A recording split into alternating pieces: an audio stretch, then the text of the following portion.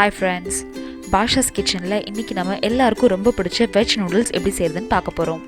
இது நம்ம veg hakka noodles இல்ல சௌமீன் நூடுல்ஸ் அப்படினு சொல்லலாம். இந்த ரெசிபியை ஒரு 5 நிமிஷத்துல வீட்ல ரொம்ப ஈஸியா ப்ரிப்பேர் பண்ணிரலாம். இதை எப்படி ப்ரிப்பேர் பண்றது அப்படின்றத இந்த வீடியோல உங்க கூட ஷேர் பண்ணிருக்கேன். வாங்க பார்க்கலாம்.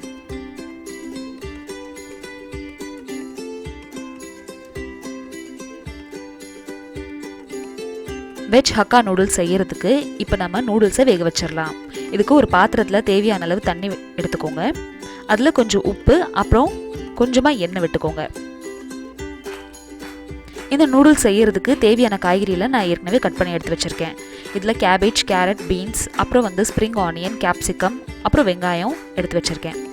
இன்றைக்கி நம்ம சிங்ஸோட வெஜ் ஹக்கா நூடுல்ஸ் தான் ப்ரிப்பேர் பண்ண போகிறோம். உங்கள்கிட்ட லூஸில் இருக்கிற நூடுல்ஸ் இருக்குது அப்படின்னா அதுவும் நீங்கள் யூஸ் பண்ணிக்கலாம். இதுக்கு சௌமீன் ஹக்கா நூடுல்ஸ் மசாலான்னு ஒன்று தனியாக கிடைக்கும், அதுவும் நீங்கள் வாங்கிக்கலாம். இந்த பேக்கெட்டில் இது இல்லை, நான் இதை தனியாக தான் வாங்கியிருக்கேன். இந்த மசாலா கிடைக்கல உங்களுக்கு அப்படின்னாலும் ஒன்றும் ப்ராப்ளம் இல்லை. நம்ம சொல்கிற சாஸஸ்லாம் இதில் சேர்த்துட்டிங்கனாலே போதும். இப்போ நூடுல்ஸை சேர்த்துட்டு இது ஒரு 5லேருந்து 7 நிமிஷத்துக்கு ஃபுல் ஃப்ளேமில் கொதிக்க விடலாம். 5 நிமிஷத்தில் நான் இதை செக் பண்ணி பார்த்தேன். அப்போ வேகலை. அதனால் இன்னும் ஒரு 2 நிமிஷம் இதை நான் கொதிக்க விட்டுட்டு ஃப்ளேமை ஆஃப் பண்ண போகிறேன்.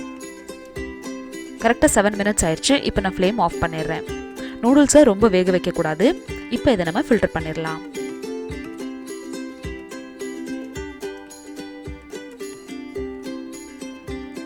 நூடுல்ஸ் இன்னும் வேகாமல் இருக்கிறதுக்கு இதில் நம்ம இப்போ தண்ணி சேர்த்துடுறோம். இந்த மாதிரி தண்ணி சேர்க்கறதுனால நூடுல்ஸ் கொஞ்சம் ஜில்லுன்னு ஆயிரும். இப்போ இதை நீங்கள் ஃபில்டரில் அப்படியே வைக்காமல் ஒரு பிளேட்டில் இந்த மாதிரி ஸ்ப்ரெட் பண்ணி வச்சுருங்க. இந்த மாதிரி செய்கிறதுனால நம்மளுக்கு நூடுல்ஸ் நல்ல பொழு பொழுன்னு கிடைக்கும். பிளேட்டில் வச்சுட்டு இதில் 1 டீஸ்பூன் எண்ணெய் ஊற்றிருங்க. கை வச்சு இந்த எண்ணெயை நல்லா இந்த நூடுல்ஸ்க்கு மேலே ஸ்ப்ரெட் பண்ணிடுங்க. இதை இப்போ ஒரு 5 நிமிஷத்துக்கு ஃபேனுக்கு கீழே நம்ம வச்சிடலாம். அடுத்து ஒரு பேன் எடுத்துக்கோங்க. இதில் 2 டீஸ்பூன் அளவுக்கு எண்ணெய் விட்டுக்கோங்க. பேன் நல்லா சூடானதுக்கு அப்புறமா இதில் நம்ம சின்னதாக நறுக்கி எடுத்து வச்சிருக்கிற பூண்டு சேர்த்துக்கோங்க. ஒரு அரை வெங்காயம் அப்புறம் வெங்காயத்தாளோட வெங்காயமும் சேர்த்துட்டு 1 நிமிஷத்துக்கு ஃபுல் ஃப்ளேமில் நல்லா சாட் பண்ணிக்கோங்க. இந்த அளவு வதங்கினா போதும். இப்போ நம்ம எடுத்து வச்சிருக்கிற கேரட் அப்புறம் பீன்ஸ் சேர்த்துக்கலாம். இந்த ரெசிபிக்கு பீன்ஸ் ஆப்ஷனல் தான். என்கிட்ட பீன்ஸ் இருந்துச்சு அப்படின்றதுனால நான் அதை சேர்த்துட்டேன். பீன்ஸ் உங்களுக்கு பிடிக்கல அப்படின்னா வெறும் கேரட் கூட சேர்த்துக்கலாம்.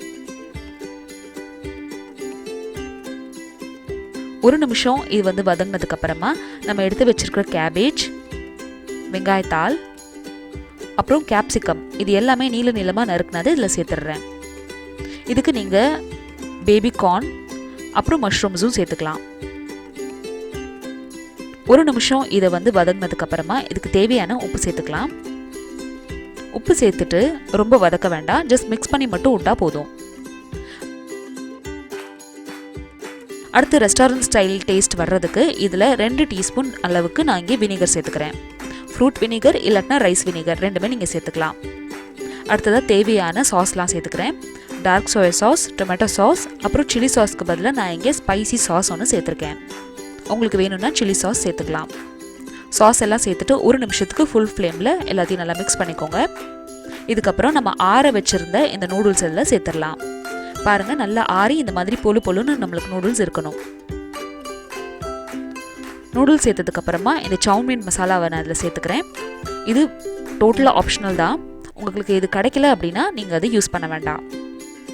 இப்போ இது எல்லாத்தையும் நல்லா மிக்ஸ் பண்ணிக்கலாம். நூடுல்ஸை மிக்ஸ் பண்ணுறதுக்கு 2 ஃபோக் இல்லைன்னா 2 கரண்டி இந்த மாதிரி எடுத்துக்கோங்க. ஹை ஃப்ளேமில் 1 நிமிஷத்துக்கு இந்த மாதிரி இதை மிக்ஸ் பண்ணிட்டீங்க அப்படின்னா நம்மளோட restaurant style veg hakka noodles ready ஆயிடுச்சு. இந்த ரெசிபி உங்களுக்கு பிடிச்சிருந்துச்சுன்னா இந்த வீடியோக்கு ஒரு லைக் கொடுங்க. என்னோட சேனலை ஃபர்ஸ்ட் டைம் பார்க்குறீங்கன்னா கண்டிப்பாக சப்ஸ்கிரைப் பண்ணுங்கள். வெங்காயத்தாளோட க்ரீன் சேர்த்துட்டு எல்லாத்தையும் நல்லா மிக்ஸ் பண்ணிக்கோங்க. இதுக்கு மேலே இதை நீங்கள் குக் பண்ண வேண்டியதில்லை, ஃப்ளேமை ஆஃப் பண்ணிடுங்க. அவ்வளோதான், நம்மளோட restaurant style veg hakka noodles தயார்.